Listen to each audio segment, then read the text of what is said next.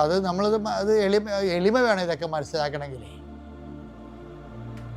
അല്ലെങ്കിൽ ഞാൻ ഓടിക്കുമ്പോൾ ഞാൻ എൻ്റെ ഉസ്താദാണെന്നൊക്കെ പറഞ്ഞ് നമുക്ക് സ്വയം പറയാമെങ്കിലും ഒരു സെക്കൻഡ് കൊണ്ട്. പക്ഷെ എന്നാലും ഞാൻ പലപ്പോഴും, എനിക്കും ഡ്രൈവർമാരൊക്കെ ഉണ്ട്, വർഷങ്ങളായിട്ടുമുണ്ട്. പക്ഷെ എന്നാലും എപ്പോഴും എന്തെങ്കിലും മുട്ടുക തട്ടുക ചെയ്താൽ ഉടനെ ഡ്രൈവർ പറയണത് അവൻ്റെ കുഴപ്പമാണെന്ന് പറയത്തുള്ളൂ.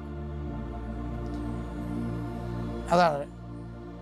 പിന്നെ ഓവർടേക്ക് ചെയ്യാനുള്ള ഒരു ത്വര, ഒരു കാര്യം വേണ്ട. വെറുതെ പോയാലും മുമ്പിൽ ഒരുത്തനെ കണ്ട അപ്പോൾ ഓവർടേക്ക് ചെയ്യണം. അതൊക്കെ ബ്ലഡിലുള്ള അഹങ്കാരങ്ങളാണ് ഇതൊക്കെ.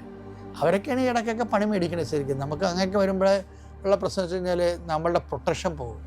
അഹങ്കാരം വന്ന ദൈവം അപ്പം തന്നെ അവിടുന്ന് മാറും, പ്രൊട്ടക്ഷൻ പോകും. അത് വളരെ ശ്രദ്ധിച്ച്. ഞാനിപ്പോൾ പറഞ്ഞതിൻ്റെ കാര്യം അതൊന്നുമല്ല, നീ എന്ത് ചെയ്യുന്നു എന്നുള്ളത് ഭയങ്കര പ്രധാനപ്പെട്ടാണ്. ഏലിയ, നീ ഇവിടെ എന്ത് ചെയ്യുന്നു? അപ്പം ന്യായമായ ഉത്തരം കൊടുക്കാൻ നമ്മുടെ ഉണ്ടാകണം. അപ്പം നീ വണ്ടി സ്പീഡിലാണ് പോകണമെങ്കിൽ 80 പോവുകയാണ്. അപ്പം അവിടെ 80 പോയിട്ടും പ്രത്യേകിച്ച് കാര്യമൊന്നുമില്ല. 5 മിനിറ്റ് അവിടെ നേരത്തെ എത്താവുന്ന, നേരത്തെ 5 മിനിറ്റ് എത്തിയാലും 50 മിനിറ്റ് എടുത്തിട്ട് 10 മിനിറ്റ് എത്തിയാലും ചിലപ്പോൾ കാര്യമൊന്നും ഉണ്ടാവില്ല. ചുമ്മാ എന്തായാലും വണ്ടി എടുത്താൽ അപ്പം തന്നെ പറപ്പിക്കുക എന്നുള്ള. അത് നീ എന്ത് ചെയ്യുന്നു? ഈ ചോദ്യം നമ്മൾ ചോദിച്ചാൽ വണ്ടി അപകടം കുറഞ്ഞു കിട്ടും. ഈ ചോദ്യം നമ്മൾ ചോദിച്ചു കഴിഞ്ഞാൽ റീൽസ് കാണൽ കുറഞ്ഞു കിട്ടും. ജീവിതം ദൈവത്തിൽ നിരക്കുന്നതായിരിക്കും. ദൈവം ആ ചോദ്യം ഏലിയോട് ചോദിച്ചപ്പോൾ ഏലിയ പറഞ്ഞു, ഞാൻ നിന്നെക്കുറിച്ച് തന്നെ ഓർത്തുകൊണ്ടിരിക്കുകയാണ്. അവനേക്കാൾ നല്ല ഉത്തരം വരെ കിട്ടാനുണ്ടോ?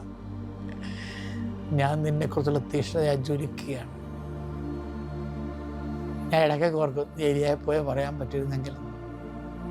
പക്ഷെ എന്നാലും ഒരാഴ്ചയിൽ ഒരു പ്രാവശ്യം അങ്ങനെ പറയേണ്ടത് നല്ലതാണ്. വലിയൊരു അനുഗ്രഹമാണ്.